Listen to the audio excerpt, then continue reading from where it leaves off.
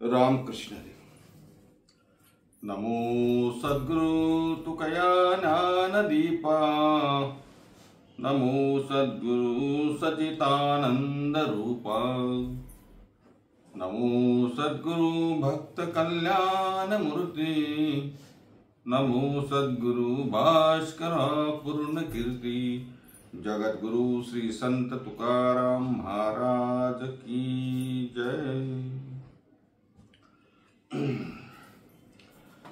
श्री संत श्रेष्ठ तुकोबारा यांच्या 375व्या म्हणजे त्रिशतकोत्तर अमृत महोत्सव सदैव वैकुंठ गमन सोहळा आणि या सोहळ्याच्या निमित्तानं चालू असलेली आपली ही चिंतन सेवा, तुकोबारा यांचं चरित्रावरची चिंतन सेवा म्हणजेच श्री तुकोबारा चरित्र ही आपली जी मालिका चालू आहे त्याचा मला वाटते 7वा भाग. 6 भाग आपण पूर्ण केली आणि आता 7वा भाग. तर आता मागोवा घ्यायचा झाला तर तुकोबांच्या पूर्वजांचा इतिहास, तुकोबांचा जन्म, तुकोबारांचा अवतार कार्य, तुकोबारा यांचा विवाह, तुकोबारा यांची प्रतिकूल अनुकूल संसारातली परिस्थिती, त्या अनुषंगाने भगवंतांनी पाहिलेली परीक्षा, भगवंतांनी संकटकाळी धावून येणं, भामचंद्र भंडारा डोंगरावरती तुकोबारा यांचं भजन पूजन, एकांतवास नाही का, मंबाजी महाराजांची गोष्ट, त्यानंतर आपले अनगडशहा फकीरांनी रामेश्वर पंतांना दिलेला शाप आणि त्या शापातून तुकोबारा यांनी रामेश्वर पंतांना मुक्त करून त्यांच्या अंगाचा दाह कमी केला. ह्या आणि अशा अनेक कथा आपण बघितल्या.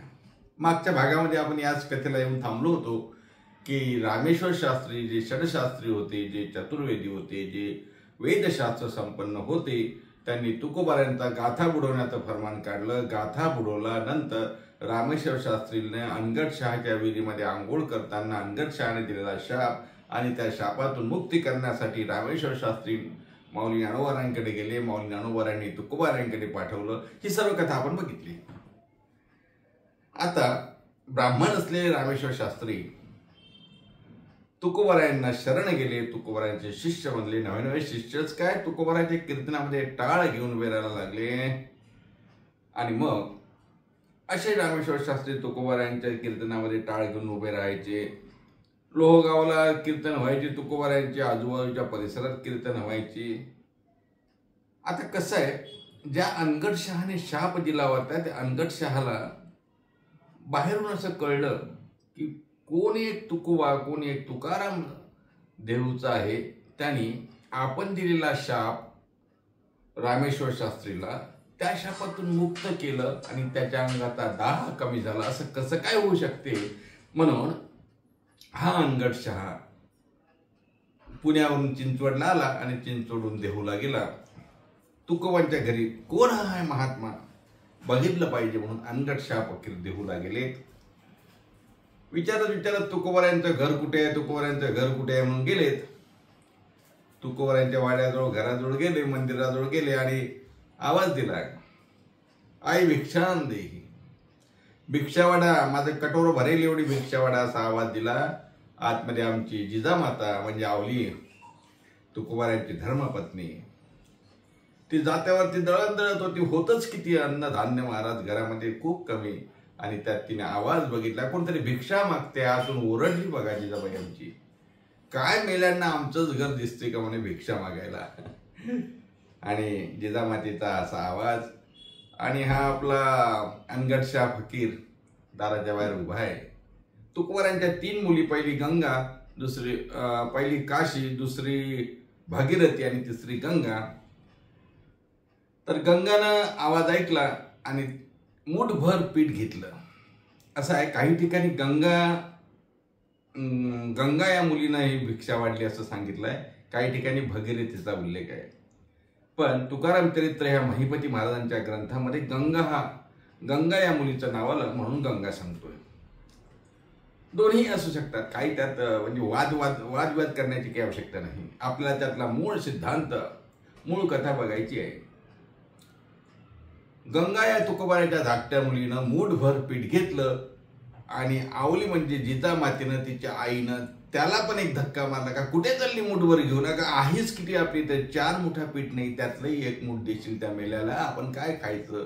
ते मूठ खाली पडली, काय हाताला चिटकलं असेल तेवढं महाराज पीठ राहिलं गंगेच्या.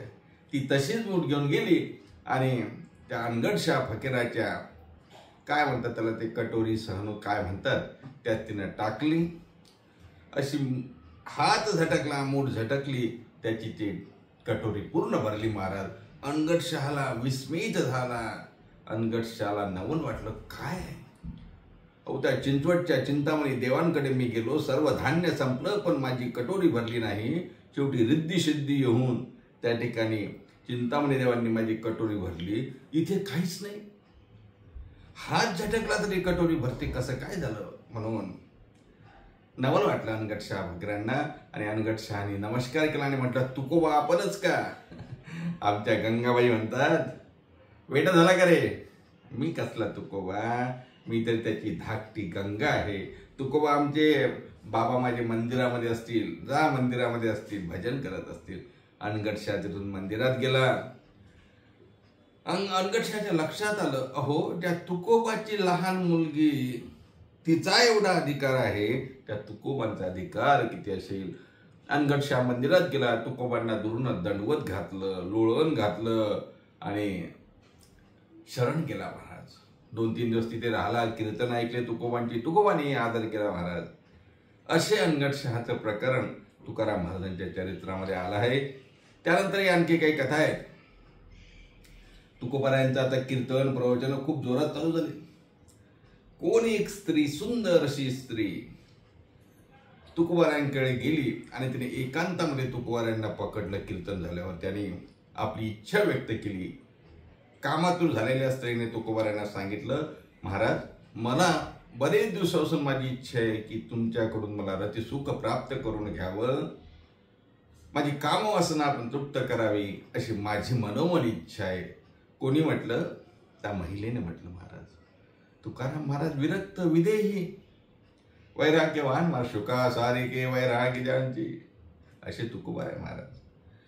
तुकाराम महाराज म्हणतात, आई काय बोलतायस तुम्ही, अहो तुम्ही आम्हाला कोणा समान आहात. पराव्या नारी माऊली समान, पराव्या नारी रुक्मिणी समान, आम्हाला तुम्ही आमच्या रुक्मिणी मातेसारखे आहात, आईसारखे आहात. माते इथून तू जा, जाई तू माते न करी सायास, आम्ही विष्णुदास तैसे नव्हे. अरे आम्ही विष्णुदास हरिभक्त वारकरी तसे नव्हे. आणि महाराज जे तसे आहेत ना ते विष्णू भक्त नाही आणि वारकरीही नाही. वारकरी संप्रदायाला बदनाम करणाऱ्या काही प्रकार अलीकडच्या काळामध्ये घडलेत. तुकोबाराय म्हणतात, आम्ही विष्णुदास तैसे नव्हे, म्हणजे जे तैसे आहेत ते विष्णुदास नव्हे, असा त्याचा अर्थ करा. म्हणून तुकोबारायांनी त्या बाईला सांगितलं, आई इथून जा. तरीही ती बाई जायला तयार नाही. त्यावेळेला म्हटलं तुकोबारायांनी परखड शब्दामध्ये सुनावलं. तुका म्हणे तुझं पाहिजे व्रतार, तरी काय नर थोडे झाले. तुला नवराच पाहिजे ना, जा बाहेर, अनेक नवरे तुला मिळतील. म्हणण्याचं तात्पर्य रागाने तुकोबारायांनी हे म्हटलं. अर्थात ज्यांनी कामावरती काम जिंकला महाराज, जसं हनुमंतरायाने काम घातला तोडरी, त्याप्रमाणे कामही नाही क्रोधही नाही, असे तुकोबाराय. अनेक प्रसंग तुकोबारायांच्या जीवनातले आपल्याला सांगता येतील. तुकोबाराय लोहगावला नेहमी जायचे, बरेच दिवसपर्यंत लोहगावला राहायचे. आता लोहगावमध्ये तुकोबारायांचा शिष्य संप्रदाय खूप झाला. खूप लोक रोज भजनात कीर्तनात यायचे, पण एक शिवबा कासार नावाचा खळ मात्र कीर्तनात येत नव्हता. आणि तुकोबाराय नेमके जे आले त्यांना विचारत नव्हते, तो शिवबा का आला नाही म्हणून विचारायचे आणि सांगायचे की शिवबाला उद्यापासून कीर्तनात घेऊन या. मग एकदा असं झालं महाराज, शिवबा कासाराला कीर्तनात आणा म्हणून सांगितलं. लोक शिवबा कासाराकडे गेले आणि महाराज कीर्तनाला या असं तुकोबाराय म्हणतात, आपण या म्हणून सांगितलं. तो यायला तयार नव्हता. मग यायला तयार नाही तर करायचं काय, तो यायला तयार नाही, मग आता करायचं काय. तेव्हा तुकोबाराय म्हणतात, अहो जे मार्गाला लागले ते ठीक आहे, पण जे लागलेच नाही त्यांचं काहीतरी करावं लागेल ना, काहीतरी करावं लागेल. मग देवाने हे बघा, संत आणि देव, संतांच्या मनात आलं तर देव काहीही करून घेतो. तिकडे त्याच वेळेस काय झालं, ज्ञानेश्वर महाराजांकडे पुन्हा एक ब्राह्मण गेला धरणेकरी. मी काल सांगितलं ना 5-6 धरणेकरांची प्रकरण आहे आणि त्याच्यावरती कर्ज झालं म्हणून 10,000 रुपयाचं कर्ज झालं. मला ते फेडता येत नाही, माऊली माझ्यावर काहीतरी कृपा करा असं तो म्हणायला लागला. माऊलीने आपलं त्यावेळेस प्रमाणे सांगितलं की माझ्याकडे नाही, तुम्ही देहू गावाचे तुकोबार आहे, सध्या लोहगावला आहे, तिकडे जा. तो लोहगावला गेला आणि तुकोबारांनी त्याला बघितलं सांगितलं, अच्छा 10,000 रुपये पाहिजे, हां बरं बरं ठीक आहे बसा, करू व्यवस्था. आणि तुकोबारांनी गावकऱ्यांना सांगितलं की जा बरं, याला 10,000 रुपये आपल्याला वर्गणी जमा. कोण दिलो महाराज 10,000 त्या काळात? तुकोबारा बोलले काही हरकत नाही, शिवबा कासाराकडे जा, पहिली पावती त्याचीच पाळा. शिवबा कासारानं हो नाही करता करता 2 ढब्बू पैसे दिले. त्या काळात ढब्बू पैसे होते. 2 ढब्बू पैसे दिले. ते 2 ढब्बू पैसे घेऊन लोक तुकोबारांकडे आले. म्हणे महाराज काय या 2 ढब्बू पैशानं काय होणार? तुकोबारांनी बाजूचा दगड घ्यायला सांगितला. दगड घेतला, ढब्बू पैशाला लावला. त्या ढब्बू पैशाचं महाराज सोन्याच्या मुद्रा झाल्या, सोन्याचे पैसे झाले. लोकांना नवल वाटलं, पण तरी तो ब्राह्मण बोलायला लागला, महाराज एवढ्यानं होणार नाही. हो ठीक आहे ना, एवढ्या नवऱ्याने अजून देऊ. आणखी कुठला तरी काहीतरी मेटल त्या ठिकाणी आणले, काही धातू आणले. तुकोबारांनी तोच खडा लावला, त्याचं सोनं झालं आणि ते सोनं घेऊन तो ब्राह्मण निघून गेला. पण शिवबा कासाराच्या लक्षात आलं की या तुकोबाराजवळ काहीतरी परीस आहे, ज्या अर्थी तो लोखंडाचं सोनं करतो त्या अर्थी त्या परिसराचा खडा आहे आणि हा आपल्याला मिळाला पाहिजे. म्हणून मग त्याच्या इच्छेनं, त्या लालचेनं, त्या मोहानं शिवबा कासार त्या ठिकाणी भजनात कीर्तनात यायला लागला. पण त्याचं पूर्ण लक्ष कशावर होतं? त्या परिसराच्या दगडावर. कधी ना कधी आपल्याला तो दगड मिळेल या आशेनं कीर्तनात यायचा. 1 संवत्सर म्हणजे 1 वर्ष तो कीर्तनाला आला. महाराज सांगू आपल्याला, कीर्तनाच्या श्रवणानं भगवान पांडुरंग परमात्मा प्रसन्न झाले की यांनी 1 वर्षपर्यंत कीर्तन ऐकलं. काय इच्छेनं, आकांक्षेनं, काहीतरी मोहानं जरी ऐकलं असेल तरी ऐकलं ना, शिवबा कासारावर देव प्रसन्न झाले. 36 बैलावरून तो व्यापार करत होता. मुंबईवरून कथिलाची वाहतूक करायचा आणि इकडे विकायचा. एकदा मुंबईवरून असे 36 बैलावरती कथिला आणले महाराज. त्या कथिलाचं सोनं झालं. भगवंताने ते सोनं केलं. शिवबा कासाराला आश्चर्य वाटलं. शिवबा कासार म्हणतात हे माझं नाही, हे तुकोबांची कृपा आहे म्हणून तुकाराम महाराजांकडे घेऊन गेला. तुकाराम महाराजांनी सांगितलं, महाराज हे माझंही नाही, हे तुमचंही नाही, हे देवाचं आहे, हे सत्काराला लावा. मग लोहगावला त्या ठिकाणी मोठी विहीर बांधण्यात आली, कारण लोहगावला पाण्याची टंचाई होती. पहिली विहीर मोठी लोहगावला तुकोबारांनी बांधली आणि उर्वरित पैशाचा दान धर्म, द्विजवरांना दान, ब्राह्मणाला दान, रोजच्या पंगती वगैरे यात तो खर्च केला. परिणाम असा झाला, शिवबा कासाराच्या मनामध्ये तुकोबारांच्या बाबतीत एक आदराची भावना झाली आणि संसारावर त्याचं लक्ष थोडं थोडं कमी व्हायला लागलं. बायको बोलली की या जिजाऊची आवलीबाई जिजाऊजी म्हणते ना की या काळ्याने माझ्या तुकोबाला वेड लावलं. आता या तुकोबानेच माझ्याही नवऱ्याला शिवबाला वेड लावलं म्हणून ती राग करायला लागली तुकोबाचा. तुकोबांचा बदला घ्यायचा म्हणून एक दिवस तुकाराम महाराजांकडे गेली आणि त्यांना म्हणते, तुकाराम महाराज आमच्याकडे उद्या या तुम्ही जेवायला. तुकाराम महाराज म्हणतात ठीक आहे, काय हरकत आहे, आंघोळीला पण आमच्याकडे 4 हंडे गरम कडक पाण्याचे महाराज त्या ठिकाणी शिवबाच्या बायकोने केले. तुकोबारांना बोलावलं, जोथ्यावरती बसवलं आणि एक एक गरम पाण्याचा हंडा अंगावरती टाकला. एवढं गरम पाणी तुकोबाराचं अंग पोळलं महाराज. पण फिकर कोणाला आहे? आम्हा गाली पाठीकडे आपण कळी काळ असे भिडे असा देव आहे ना हो. भक्ताच्या सोबत देव आहे. देवाने ते गरम पाणी महाराज, गरम पाण्याचं शीतल पाणी केलं. तुकोबाला अंग पोळलं पण लगेच त्या ठिकाणी तुकोबांना शीतलता दिली. तरीही काही झालं नाही म्हणून शिवबाच्या बायकोने विचार केला काय करावं. जेवायला सांगितलं महाराज, लाडू केले. 15-20 लाडू तुकोबांना दिले, ज्यात विष टाकलं होतं. तुकोबारांना त्याचंही काही झालं नाही महाराज. आम्हा गाली पाठीकडे आपण कळी काळ असे भिडे असा देव महाराज तुकोबांसाठी धावून आला. शिवबाला घडलेली घटना कळली. शिवबा कासार बोलले बायकोला, काय तू काय पाप केलं? संतांची निंदा, संतांची हेळणा, संतांची चेष्टा, संतांना त्रास दिला तर काय होते महाराज आपल्याला माहिती आहे. त्याच्या पापाना ही जोडा. संतनींना ज्याचे घरी नवे घरते यमपुरी त्याच्या बापा नाही जोडा संगे जना होय पिडा. आणि म्हणून शिवबा कसाऱ्याच्या बायकोला कुष्ठरोग झाला महाराज. आणि मग काय करावं, आता काय करावं. ती रामेश्वर शास्त्रीकडे गेली. रामेश्वर शास्त्री काहीतरी उपाय सांगावं, तुमच्या अंगालाही असा दाह झाला होता, काय केलं तुम्ही. रामेश्वर शास्त्री म्हणतात, अगं वेडे, तुझ्या हातून संतांची निंदा झाली, संतांचं हेडण झालं, संतांची चेष्टा झाली, संतांना पीडा दिल्या गेली. जा जिथे तुकोबारायांनी आंघोळ केलं ते जे पाणी मिळालंय ना चिखलामध्ये, ते अंगाला मुक्त होशील तुकोबांच्या कृपेनं. झालं कुष्ठरोग गेला वगैरे ही कथा आहे. काय झालं महाराज, अशा तुकोबारायांचे अनेक चमत्कार घडत गेले आणि हे चमत्कार आणि तुकोबारायांची कीर्ती माझ्या शिवबा राजांपर्यंत पोचली. छत्रपती शिवरायांपर्यंत ही कीर्ती पोचली. मुळातच धर्मरक्षणाचं काम करणाऱ्या छत्रपती शिवरायांना तुकोबारायांकडे जावं असं वाटलं. त्यांनी काही सेवक पाठवले आणि तुकोबारायांना सांगितलं की तुम्ही आमच्याकडे या, आम्हाला तुम्हाला भेटायचं आहे. आणि असं सांगितल्यानंतर पुन्हा तो शिवबांनी विचार केला की नाही, आपणच जाऊ. तुकाराम महाराज घोडेस्वार आपले मावळ्यांसोबत देहूला गेले, लोहगावला गेले, देहूला गेलेत. आणि तुकोबारायांच्या जवळ जाऊन नमस्कार केला.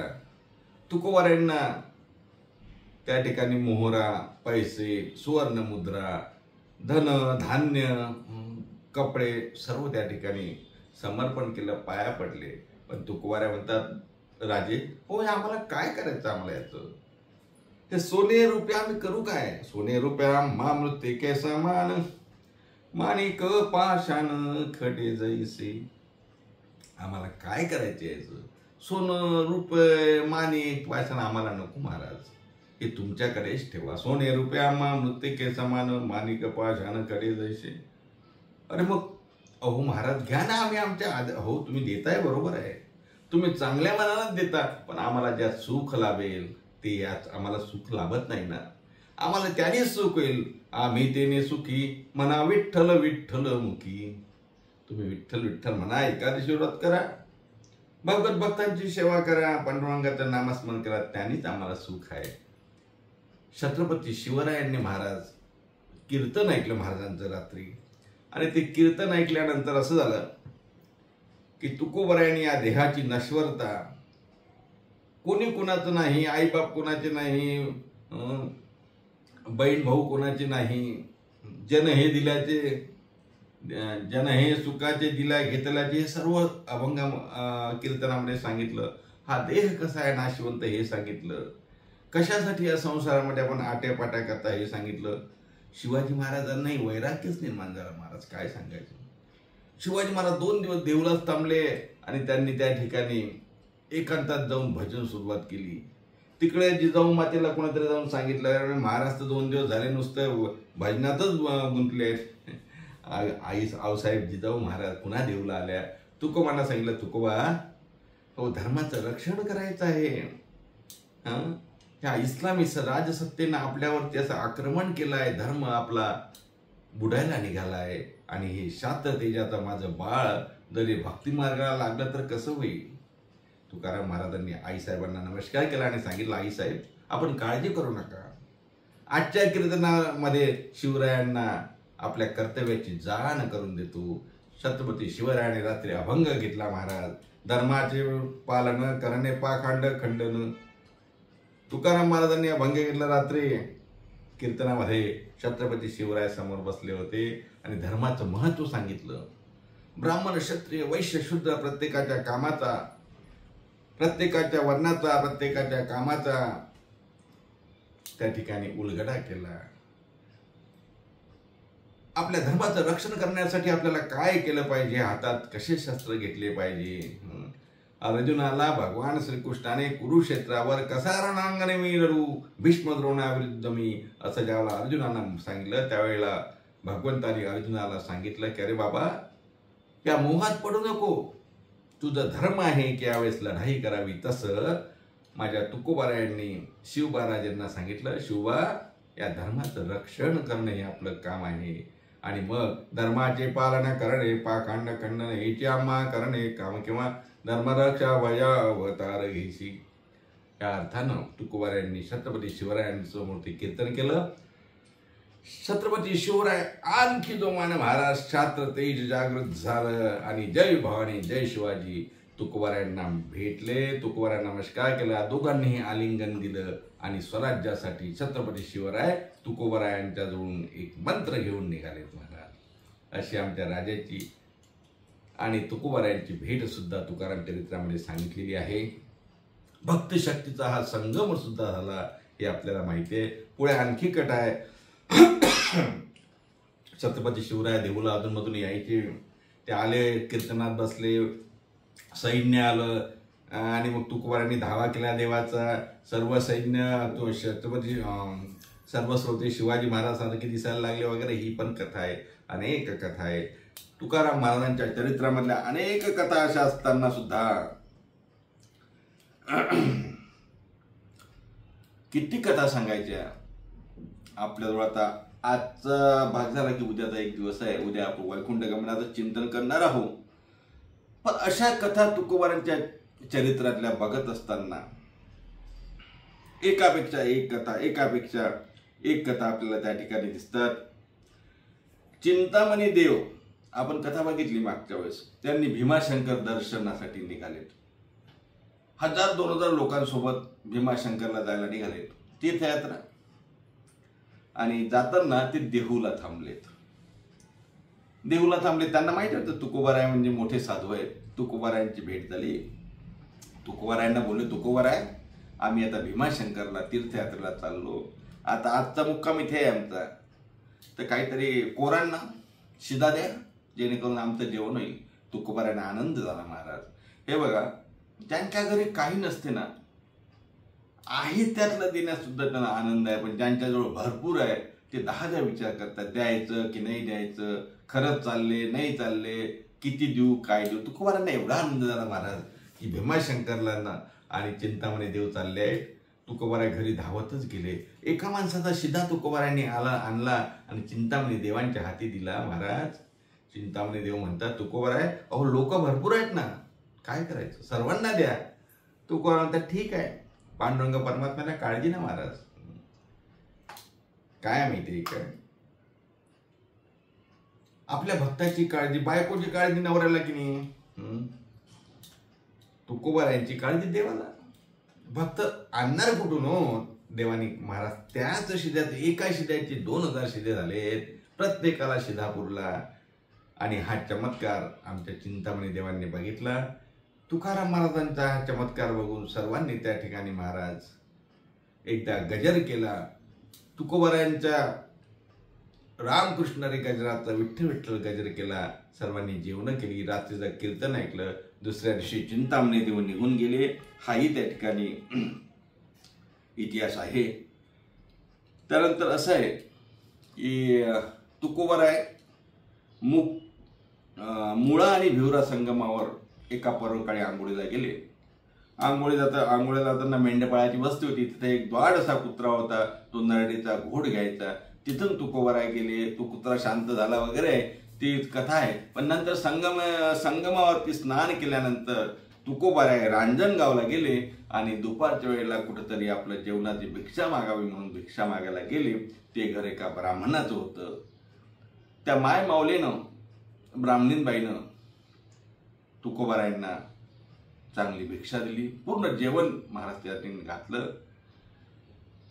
त्या ब्राह्मणबाईच्या ओट्यावरती एक मुलगा बसलेला होता. 8-10 वर्षाचा मुलगा बघितला. तुकोबाराय म्हणतात, आईसाहेब कोण आहे का, कोण आहे हा मुलगा. म्हणे माझाच मुलगा आहे. अच्छा तुमचाच मुलगा आहे, आपण ब्राह्मण आहात, याची मुंज झाली नाही का, याचं उपनयन विधी झाला नाही का. आईसाहेब बोलले, तुकोबा महाराज अहो याचं हा मुका आहे, याला गायत्री मंत्राचा पाठ येणार नाही, याला काही कळत नाही, मग याला कसं काय याची मुंज करायची, याला बोलताच येत नाही ना. तुकोबाराय म्हणतात, असं आहे का, बोलता येत नाही याला. अरे ते काय सांगायचं, उपजतच तो मुका आहे महाराज, नाही तर त्यांचं व्रतबंध उपनयन करायची आमची खूप इच्छा होती, एकटाच मुलगा आहे, पण काय करावं. तुकाराम महाराज म्हणतात, ए रे बाळा ये इकडे, काय झालं, का बोलत नाही तू मुकाच ना हो. तुकोबाराने सांगितलं, म्हण बरं राम कृष्ण हरी, राम कृष्ण हरी, राम कृष्ण हरी. मुलगा बोलायला लागला महाराज, राम कृष्ण हरी, राम कृष्ण हरी, राम कृष्ण हरी. तुकाराम आता म्हण विठ्ठल विठ्ठल विठ्ठल. मुलगा बोलायला लागला विठ्ठल विठ्ठल विठ्ठल. तुकोबारायांनी मुक्याच्या तोंडातून सुद्धा विठ्ठल विठ्ठल रामकृष्ण हरी म्हणवलं. मुलगा बोलायला लागला. ब्राह्मण आणि ब्राह्मणींबाईला खूप आनंद झाला. तुकोबारायांना थांबून घेतलं. दुसऱ्या तिसऱ्या दिवशी उपनयन विधी झाला. मुंज झाली. तुकोबारायांचे असे चमत्कार चालू होते. तुकोबारायांचं भजन चालू होतं, तुकोबारायांचं कीर्तन चालू होतं, तुकोबारायांचे असे चमत्कार चालूच होते महाराज. पुढे जाऊन येलवडी गाव आहे देहूजवळ. आपल्याला माहिती आहे भागीरथी माता म्हणजे तुकोबारायांची मुलगी, तिचं गाव आहे ते. तिथे मालोजी गाडे हे तुकोबारायांची जावाई. आपण जर कधी येलवडीला गेलेत ना तर तिथे कमान आहे, मालोजी गाडे, श्री संत मालोजी गाडे प्रवेशद्वार. हे मालोजी गाडे म्हणजे तुकोबारायांचे जावाई. एकदा जावाई बोलणे तुकोबारायांना म्हटलं, महाराज मला जरा काही नित्यनेम सांगा ना हो, काय करायला पाहिजे. कारण नित्यनेमाविना अन्न, जो नित्यनेमाशिवाय काहीतरी खातो तो कुत्रा आहे असं तुकोबारायांनी ते का अभंगाने म्हटलंय ना. आणि मग तुकोबारायांनी सांगितलं ठीक आहे, हे काय गीता वाचत जा रोज. आणि मग तो गीता वाचायला लागला. पण गीता संस्कृतमध्ये आहे महाराज, थोडंसं चुकत होतो वाचताना. एकदा एक ब्राह्मण खेडेकर गुरुजी तिथे गेले आणि खेडेकर गुरुजींना त्या मालोजींना सांगितलं, मालोजी तुम्ही चुकीचं वाचताय, देव नाराज होतील. अरे मग काय करायचं. नाही काही नाही, तुम्ही असं अशुद्ध वाचू नका. मालोजी बोलले ठीक आहे. बंद केलं वाचणं. इकडे पांडुरंग परमात्मा त्या खेडकर ब्राह्मणाच्या स्वप्नात गेल्याने सांगितलं उद्याच्या उद्या तिथं जा. आणि तू जो गीता म्हणत होता ना, बरोबर म्हणत होता, त्याचा नेम तू बंद केला. तुकोबांनी सांगितलंय चालू करायला सांग. ब्राह्मणाला मालोजी गाड्यांना सांगितलं, मालोजी चालू करा गीता. अहो म्हणते अशुद्ध आहे ना. अहो जशी म्हणतात तशी चालू करा. नाही पण मी अशुद्ध म्हणणार नाही. मग खेडेकर ब्राह्मणाने 3-4 महिने थांबून तिथे 18 अध्याय गीतेचे त्यांना शिकवले. मी का सांगतो, तुकोबारांनी ज्यांच्यावर कृपा केली, देव त्यांच्यासाठी धावून आला. अनेक कथा आहेत, किती कथा सांगायच्या महाराज. एक तुकोबारांनी एकदा कीर्तनामध्ये अभंग घेतला. राम म्हणता वाट चाले यज्ञ पाऊला पाऊली, यज्ञ पाऊला पाऊली, यज्ञ पाऊला पाऊली. नाम घेता वाट चाले, नाम घेता वाट चाले, यज्ञ पाऊला पाऊली. नाम घेतल्यानं राम राम जर म्हटलं तर एकदा राम म्हटलं, राम म्हणून जर एक पाऊल टाकलं तर यज्ञ केल्याचं पुण्य असं तुकाराम महाराजांनी सांगितलं. कीर्तनात अनेक श्रोते होते. एका ब्राह्मणाने ते ऐकलं आणि म्हणे हे खरं असेल का. एकदा राम म्हटलं, एक पाऊल टाकलं, यज्ञाचं पुण्य. म्हणून त्यांनी म्हटलं ठीक आहे आपण करून बघू. दुसऱ्या वर्षी बाहेरगावी कुठे गेला, जाताना त्यांनी पावलं मोजले. की किती 1000 पावलं झाले. येताना मात्र त्यांनी पावलं न मोजता राम राम राम राम म्हटलं आणि यात 1000 पावलं झाले. मग 1000दा राम म्हटलं, एक गाठ पाळली. असं रोजचं कुठे गेला की पावलं मोजत जायचा, येताना राम राम म्हणत यायचा. असे गाठा पाडून, सुतळीला गाठा पाडून मारत एक पिशवीच भरली त्याची. आता किती यज्ञ झाले असतील. तुकोबारांनी सांगितलं ना, विश्वास ठेवला त्याच्यावरती. कोकणामध्ये एक ब्राह्मण होता. त्याला त्या ठिकाणी भूतपिशाच बाधा झाली म्हणतात, प्रेत संबंध झाला.